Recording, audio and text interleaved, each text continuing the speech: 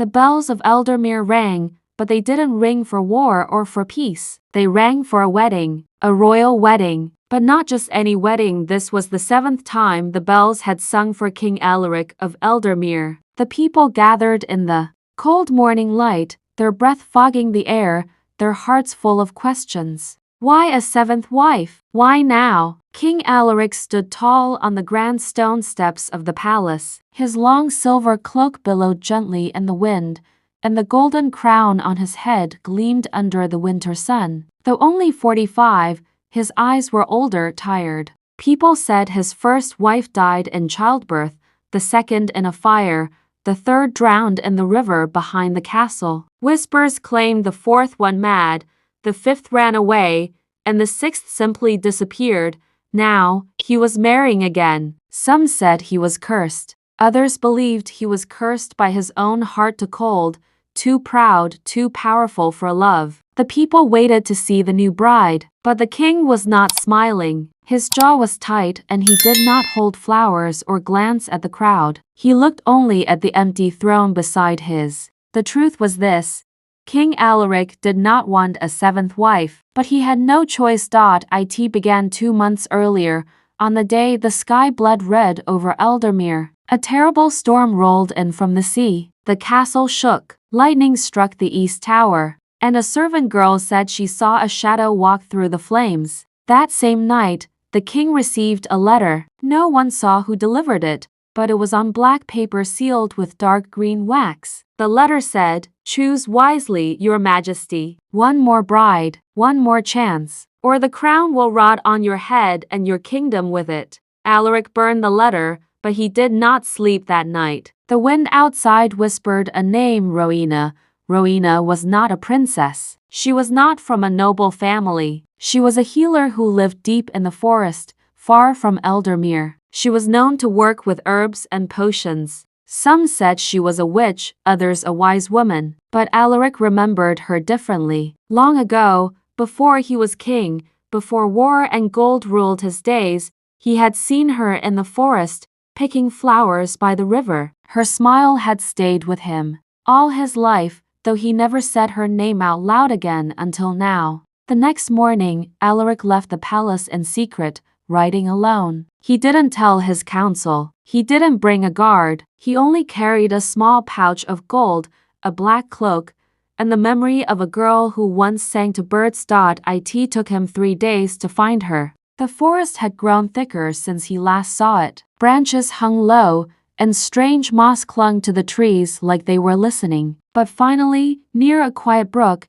he saw a small cottage made of stone and vines. Smoke curled from the chimney. He knocked on the door. No answer. He knocked again. Still nothing. Just when he turned to leave, the door creaked open. There she was, Rowena. Her hair was dark as ravens, braided down her back. Her eyes were clear, gray like rain clouds. She wore a simple dress, no jewels, no crown. She stared at him for a long moment, then said softly, "You're late." Alaric almost forgot how to breathe. "You know why I'm here?" She nodded. "The forest told me." He stepped inside. Her home smelled of herbs and warm bread. Dried flowers hung from the ceiling. On the table lay a book bound in bark, and a bowl of water with petals floating in it. "I don't want a 7th wife," he said. "I don't want to be one," she replied. They looked at each other in silence. Then she poured him tea. For hours they talked not of marriage, but of the past. She told him about her parents who died during the plague, about her learning to heal, about her loneliness. He told her about the crown that grew heavier each year, about his lost wives, and the strange letter that threatened the end of his rule. Rowena listened carefully. When he finished, she said, "You're not cursed. You're grieving." That night, the wind howled outside her cottage, and the trees seemed to shiver. Alaric did not sleep. He watched Rowena as she mended a torn cloth by candlelight. Something in her calmness touched a place in him that had been cold for too long. The next morning, she agreed to come with him, but not as a bride. "I will come to the castle," she said. "But I am no queen. If you want me, let me be your last, not your 7th. He agreed, though he did not understand what she meant. Together, They rode back to Eldermere, but Eldermere was not the same. In the king's absence, his council had grown nervous. Rumors spread like wildfire. Some claimed he'd been enchanted. Others whispered that Rowena had bewitched him. The moment she stepped into the palace, the nobles turned cold. The ladies scoffed at her plain dress. The guards watched her too closely. Still, Alaric stood by her side. He called the wedding to be held in 2 weeks. No one dared to object, but the tension in the air could be felt like a sword at one's throat. As the days passed, strange things began to happen. A bird flew into the great hall and refused to leave. It circled the throne, crying out before falling dead on the marble floor. The garden fountain turned to blood one morning, though no wound or source could be found. A servant girl claimed she saw a figure in white walking through the king's chambers at night, weeping. Each day brought new whispers, new fears. But Rowena remained quiet. She walked the palace gardens, touched the dying flowers, and whispered to them. They bloomed again. One night, the king woke to find her gone. He searched the halls until he found her in the library, holding a book of ancient spells. "Do you know what they say about you?" he asked her. "Yes," she replied, "but I am not what they fear." "What they fear is truth." He stepped closer. "And what is the truth?" She looked up at him with steady eyes. "Your kingdom is not dying because of a curse. It is dying because it has forgotten kindness, forgotten love, forgotten what it means to feel." The king said nothing. He wanted to believe her, but he had lived too long among lies. On the morning of the wedding, the sky was clear, but the people were not at peace. The nobles sat stiffly. The priests looked uneasy, and the air buzzed with unspoken thoughts. Rowena stood in a white gown made from silk she had woven herself. No jewels, no crown. When the priest asked if she would take Alaric as her husband, she paused. Then she said, "No." A gasp swept through the hall. She turned to the people and spoke. "I will not be the 7th wife, because I was the first." Confusion filled the room. The nobles looked around, whispering. Rowena continued, "Many years ago, before war and gold, before pride and power, this man and I were one. But we were torn apart. He was taken to be king. I was left to the forest. But the bond we shared never broke." Alaric stepped forward, his hands shaking. "It's true. I loved her before I wore the crown. But I was told I needed a noble wife. So I chose the crown over her." Rowena touched his face gently. "And now, you must choose again. Not just me, but all of this. This kingdom, this people. Will you rule with love, or with fear?" The priest tried to speak, but the king raised his hand. "I choose her," he said. "Not as the 7th, but as the only one who ever truly knew me." The crown on his head suddenly cracked down the middle with a loud snap. Gasps filled the hall again. The air turned warm. The bird that had died in the hall fluttered back to life and flew to the window. The fountains began to run again. Something shifted in Eldermere that day. Something deep and old. The wedding continued not with golden chairs or royal songs, but with quiet vows spoken under the old oak tree in the palace garden. The people watched, with wide eyes, unsure if they were witnessing a miracle or a mystery. The king smiled for the first time in years, but not everyone was pleased. In the far end of the hall, behind the heavy red curtains, someone watched them. Someone with cold eyes and pale fingers wrapped in a black veil. She whispered a name, Rowena, and turned away. Something darker was coming, and the story had only just begun. 3 nights after the wedding, the people of Eldermere whispered of peace for the first time in years. The air felt lighter. The streets, once filled with gloom, were now filled with laughter and music. Children played in the snow, and bakers gave away warm bread as the smell of honey filled the town square. But the king was restless. Alaric sat in his chamber, watching the moon through the high windows. Rowena stood by the fireplace, brushing her long dark hair. The silence between them was gentle, not heavy. But the king could feel something stirring in the shadows, something he couldn't name. "I saw someone," he finally said. "During the ceremony, a woman behind the curtain." Rowena didn't turn. "Describe her." "She wore a black veil. Her hands were pale. I couldn't see her face. Rowena's hand paused in her hair. Then she's not done. Who? Rowena turned slowly. Her name is Iselda. The name floated in the room like cold wind. She was once part of the royal house, Rowena said. Before your father became king, she was promised to the throne, but it never happened. She disappeared into the mountains and studied forbidden magic. Magic of pain, of shadows, of power. They say she made a pact with something dark. Alaric's jaw tightened. Why would she come back now? Rowena's voice dropped to a whisper. Because she wants what was denied to her, not just the crown. She wants the heart of the kingdom, and to do that, she must break it. That night, Alaric ordered double guards at the gates, torches lit on every wall, and a hawk sent to every corner of the kingdom. But Rowena said quietly, shadows do not use doors. The next morning, strange things began to happen again. The queen's mirror cracked without being touched. The kitchen's fire would turn to ash overnight, and in the royal nursery, though no child had lived there in years, the sound of crying was heard just before dawn. The king's council gathered in panic. My lord, said Lord Fenric, an old man with sunken cheeks, this woman you've married, she may have brought a curse upon the palace. She has healed more in 3 days than your words have in 3 years, Alaric said coldly, but the people grow afraid again, Lady Harwan added. And fear is harder to calm the second time, Alaric stood. Rowena is not the problem, but I will find the one who is. That night, Rowena walked alone to the old library beneath the palace. It was dusty, untouched for decades. She lit a candle and searched through ancient books, scrolls with faded writing, pages that smelled of secrets. She found a book bound in black leather. On its cover was no title, just the mark of a serpent biting its own tail.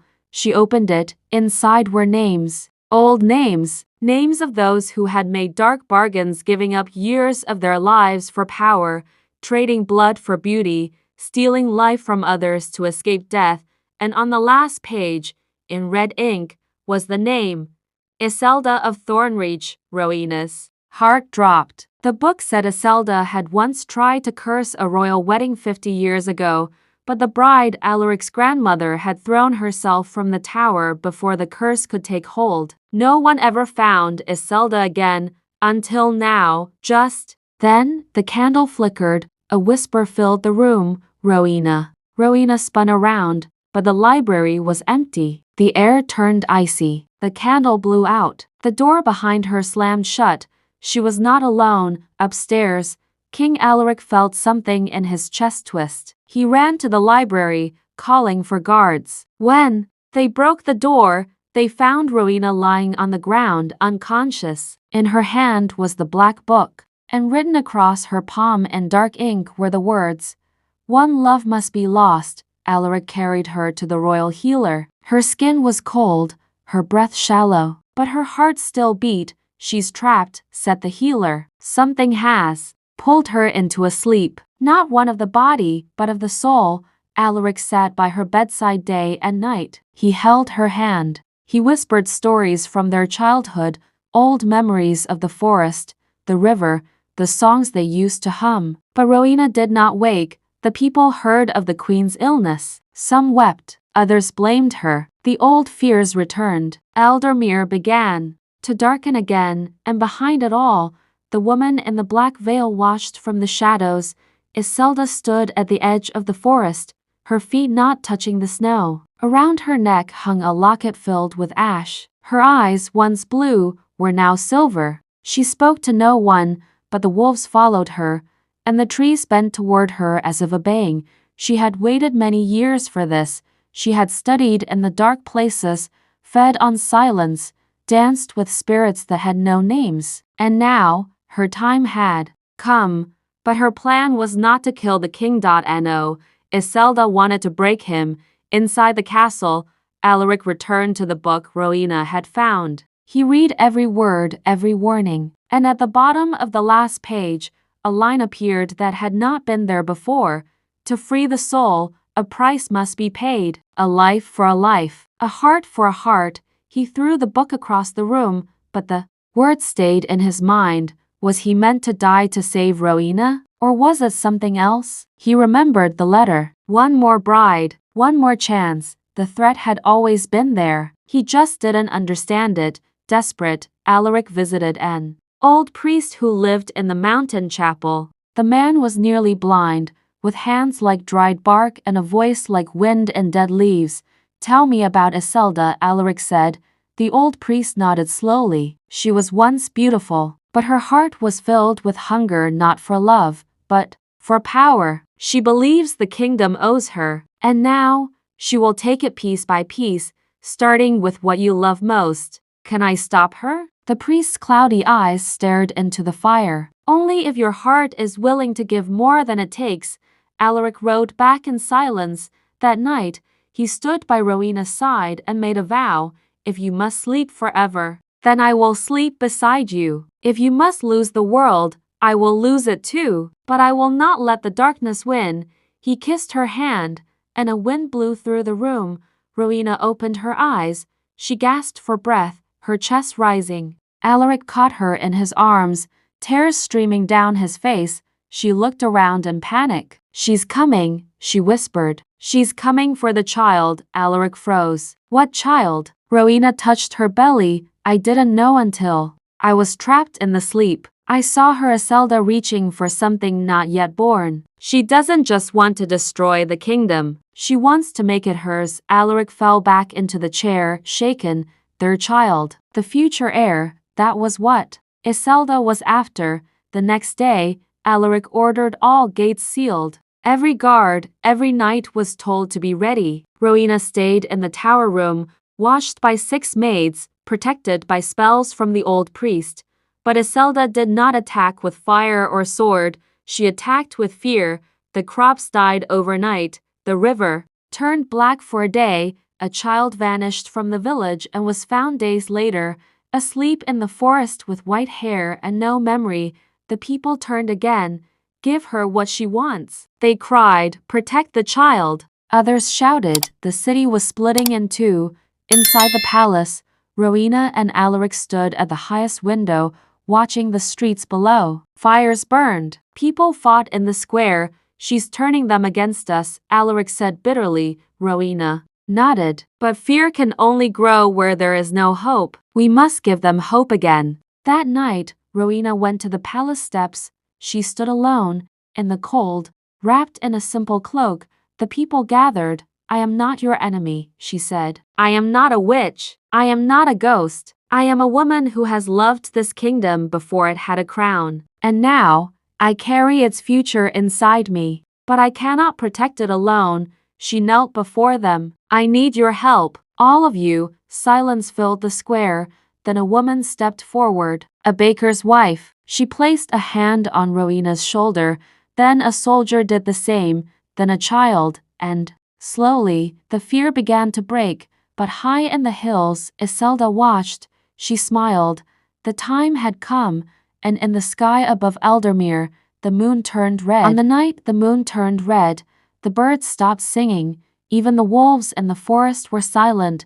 The town of Eldermere lay still under the strange sky, where a red glow covered the rooftops and painted the snow the color of blood. People whispered from their windows. Some prayed, some wept. Others locked their doors and hid beneath their beds. In the castle, King Alaric stood on the balcony with Rowena, his cloak wrapped around her shoulders as the cold wind brushed past. He looked at the moon, then at his queen's pale face. What does it mean? He asked softly. Rowena closed her eyes. It means she's ready. She's coming tonight? Yes, Rowena whispered. And she's not coming alone. Alaric turned and ordered the guards to ring the bells. The sound of metal echoed through the night as soldiers rushed through the castle halls. Torches were lit. The gates were locked. Archers lined the walls. Inside the palace, the nobles argued. We must send her away. One cried, she brings nothing but death. She carries the king's child. Another shouted, that's exactly why Iselda wants her. Alaric entered the room, and the arguing stopped at once. Not one of you will speak another word against the queen, he said. This is our home, and she is our future. If anyone stands against her, They stand against me. The room fell quiet, but fear was still there, hiding in the corners, behind the faces, under the breath of every man and woman. That night, Rowena was placed in the heart of the castle, an old round chamber with walls made of ironstone and no windows. It was once used to protect kings during times of siege. Alaric made sure she had food, warmth, and her most trusted maids. Then he kissed her forehead. "I will come back," he promised. "I believe you," she whispered. Alaric left the room and locked it behind him with a golden key. He gave that key to no one. At midnight, the red moon grew brighter. The snow outside melted, though the air remained cold. The forest beyond the castle shimmered with a dark light. And then she came, not through the gates, not through the road. She came from the sky. A wind unlike anything the kingdom had ever known howled above the castle. It wasn't made of air. It was made of voices, crying, screaming, whispering. 1,000 voices filled the air as a shape floated down from the clouds, a woman in a black veil, her feet never touching the ground. Iselda. She hovered above the castle wall, arms outstretched. Her silver eyes glowed. "People of Eldermere," she said, and her voice carried across the whole kingdom. "You were promised a ruler who would bring peace. Instead, you worship a girl from the woods, a liar, a thief. She carries death within her, and you call it life." The guards aimed their arrows, but before they could shoot, the sky shattered. Yes, shattered like glass. Pieces of black light rained down, striking the walls. The archers were thrown back. The guards screamed. Iselda's laughter echoed in the wind. Alaric stood on the highest tower, holding his sword. It glowed blue, an old sword passed down from his great-grandfather. "A sword blessed by the last priest of light. Come for me," he shouted. "Leave my people. Leave my queen." Iselda turned to him slowly. "Alaric, you still believe you can protect her?" "I will die for her," he said. "Oh, I know." She smiled beneath her veil. "But that's not the price I want." She raised her arms, and the earth cracked. From the cracks, shadows poured out, tall, twisted figures with no faces, made from smoke and bone. They climbed the castle walls like spiders, slipping between the stones. Inside the palace, people screamed. Alaric ran down the stairs, slashing his sword at every shadow he saw. But for every one he cut down, 2 more rose. They passed through doors like fog, reaching for servants, for soldiers, for anyone who stood in their way, but they didn't go near the queen's chamber. Not yet. Iselda wanted to break Alaric first, and so she appeared in the throne room. With a blast of dark wind, the doors flew open. The nobles cowered. The banners were ripped from the walls. Flames danced on the curtains. Iselda stepped forward, her black dress trailing behind her like a river of night. "You took what was mine," she said. "I took nothing," Alaric said, sword in hand. "You chose her," Iselda shouted, and her voice cracked the stone floor. "You were meant to be mine. Before you were king, before you were crowned, I gave everything to the spirits so that I could rule beside you. But you forgot me." Alaric stared at her, heart pounding. "I never knew you." Iselda paused. The wind stopped. Her voice turned small. "No, you didn't. But I saw you. When we were children, I watched you from the trees. I thought, maybe one day, you'd see me too." Tears welled in her eyes. "But they were not warm. They were ice." "You forgot me," she said again. "So I made sure no one else would have you." Alaric's blood turned cold. "What do you mean?" he asked slowly. Iselda stepped closer. "Your first wife didn't die in childbirth," she whispered. "I touched her dreams." Alaric's hands trembled.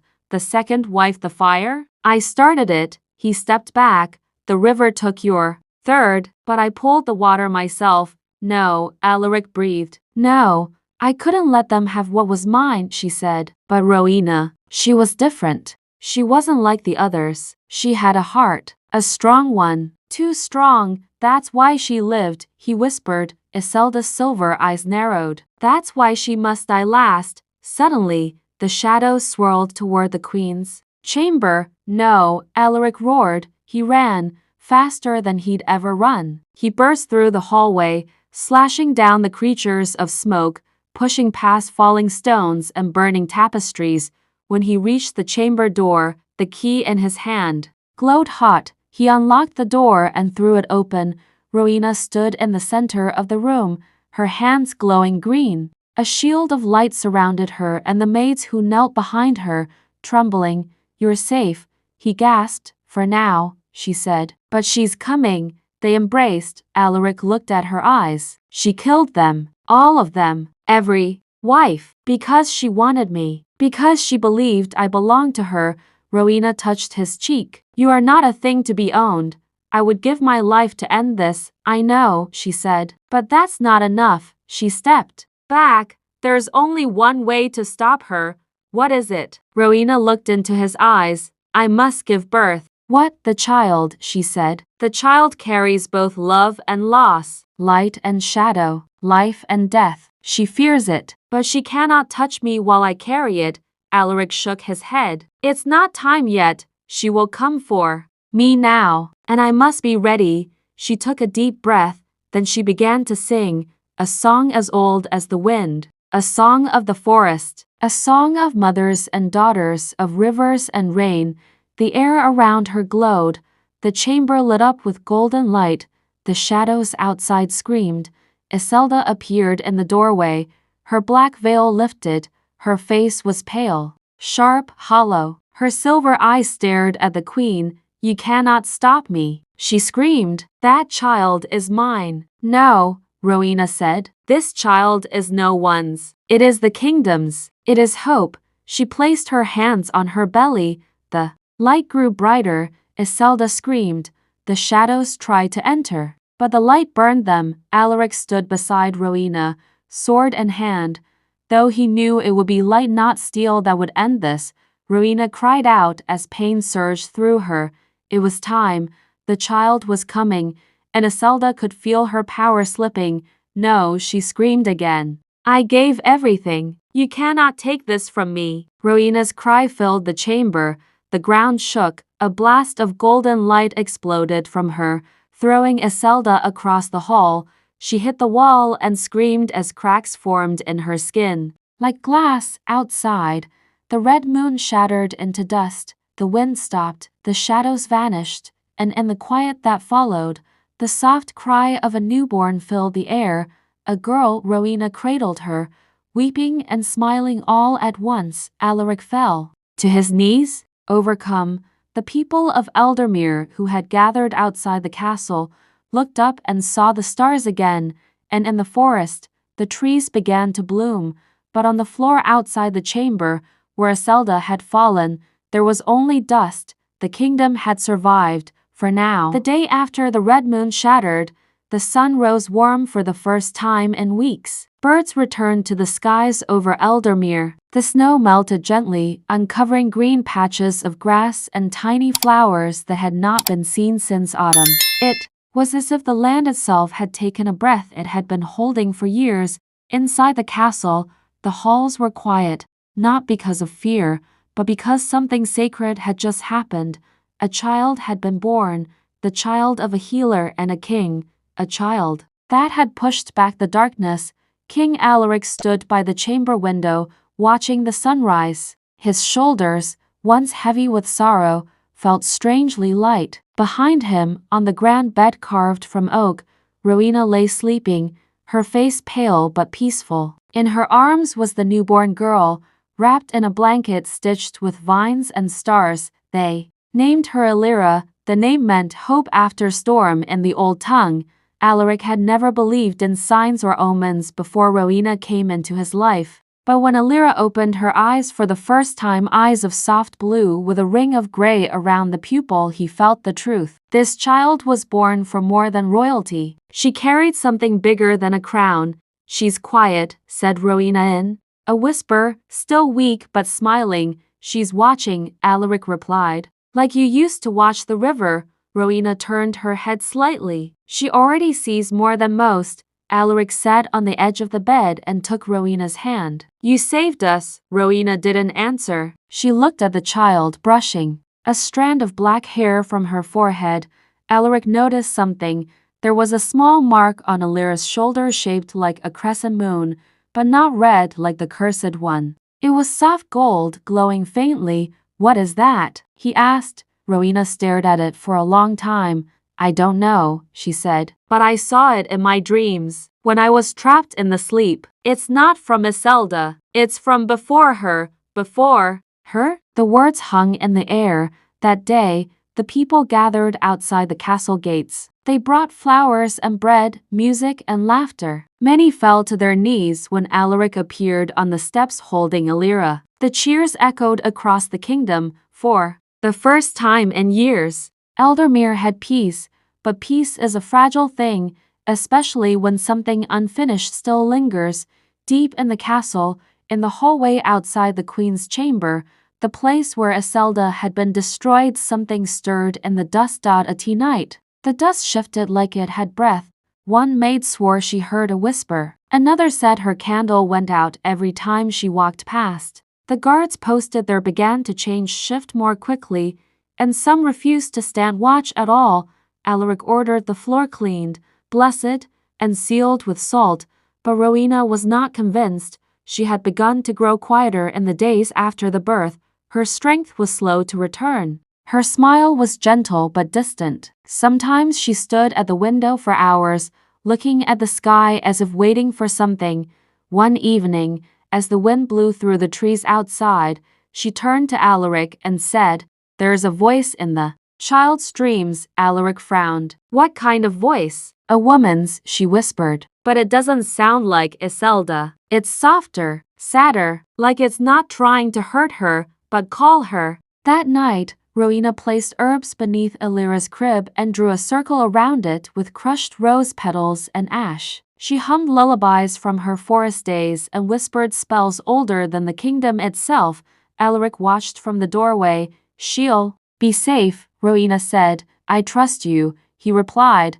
But even as they slept, Alira's eyes sometimes opened wide and quiet, as if she were listening to something no one else could hear. And far away, in the northern mountains where no birds flew, a woman awoke in a cave of ice, not Iselda, but another. Her skin was pale blue, her hair white as frost, her eyes were gold and ancient. She rose from a bed of snow and looked toward the south.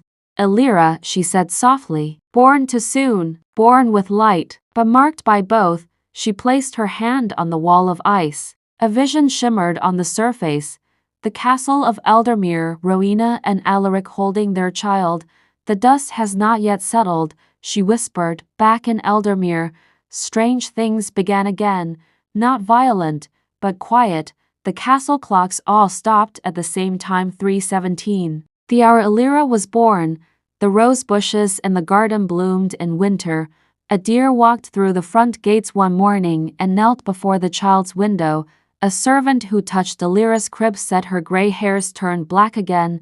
The people called it miracles. Rowena called it something else. "She's not like us," she said to Alaric. "She's part of something older." Alaric nodded. "So were you." But Rowena didn't smile.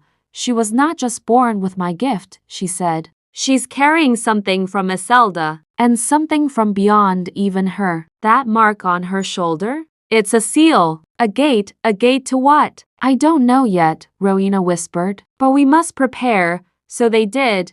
The queen began to build a secret room in the castle, hidden behind the old library. There, she collected books, scrolls, symbols, and stones. She painted the floor with moondust and burned ancient incense every night. Only she and Alaric knew of it. She called it the watching room. Inside it, she said, they could see into Alira's dreams. One night, Rowena laid the baby on a soft circle of feathers inside the watching room. She lit 7 candles and placed a bowl of water beside her.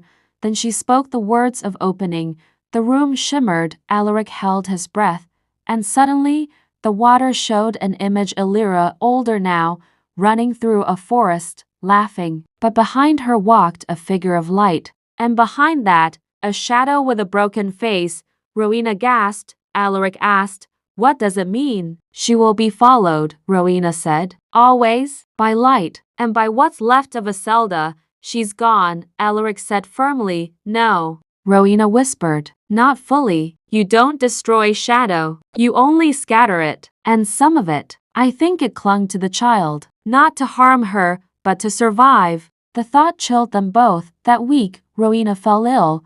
She began to cough at night, pale during the day. The healers found nothing wrong, but her strength faded. Alaric begged her to rest. She refused. She's still new to this world, Rowena said. She must be protected. I don't know if Iselda is truly dead, but even if she is, there are others. The world beyond ours knows she's here now.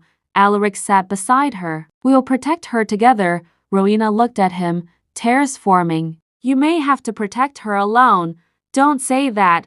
I have lived in shadow and walked through fire, she said softly. But this body, it gave all it had. Alaric took her hand, pressed it to his heart. Then I will give you mine. She smiled weakly. You already have. That night, Rowena wrote a letter and sealed it in silver wax. She handed it to Alaric. Give this to Alira on her 12th birthday. Why 12? Because that is when the dreams will begin. The next morning, Rowena's breath slowed. The palace was silent. She kissed her daughter once more and whispered something in her ear that no one heard but the child. Then she closed her eyes and was gone. The kingdom mourned for 3 days. The bells rang low and slow, all of Eldermere dressed in white, not black, as Rowena had asked. She said white was not for sorrow, but for light returning to the stars. They buried her under the oak tree in the palace garden, the same tree where she and Alaric had set their vows.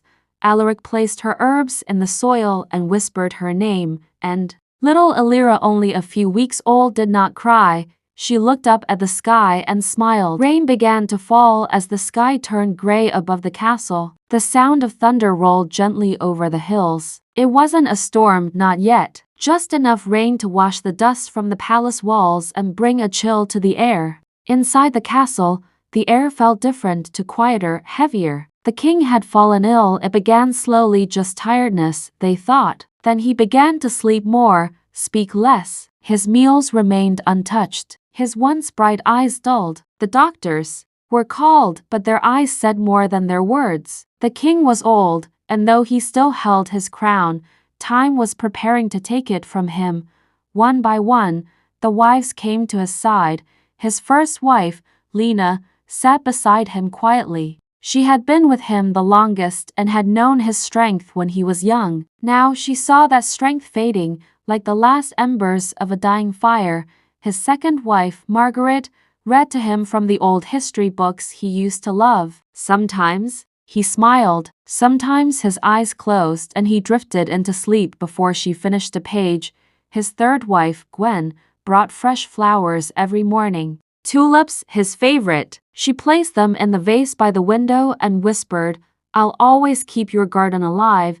His fourth wife, Teresa, didn't say much. She held his hand, her thumb rubbing small circles against his skin. Her silence spoke louder than words. His fifth wife, Judith, made soups, teas, and warm drinks. She tried everything to make him eat, to make him stronger. But each time, he shook his head and smiled gently. I'm all right, he would say. I'm just tired. His sixth wife, Nora, stayed up at night, watching over him. She wept quietly when no one was watching. She remembered how he had lifted her from poverty, and how she had once made him laugh so hard his eyes filled with tears.